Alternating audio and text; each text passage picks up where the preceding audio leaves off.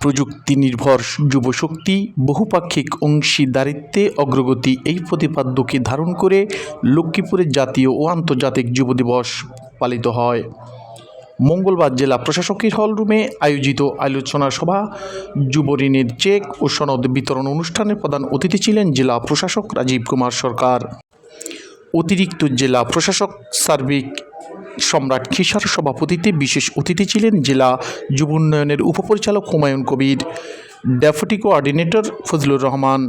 প্রতিপাদ্যের উপর বিশেষ বক্তব্য রাখেন লক্ষ্মীপুর পলিটেকনিক ইনস্টিটিউটের অধ্যক্ষ প্রকৌশলী প্রদীপ্ত খিসা।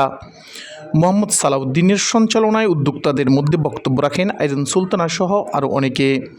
এই সময় যুব উন্নয়ন অধিদপ্তরের বিভিন্ন বিভাগে প্রশিক্ষণপ্রাপ্তদের মাঝে সনদপত্র ও উদ্যোক্তাদের মাঝে যুব ঋণের চেক বিতরণ করা হয়।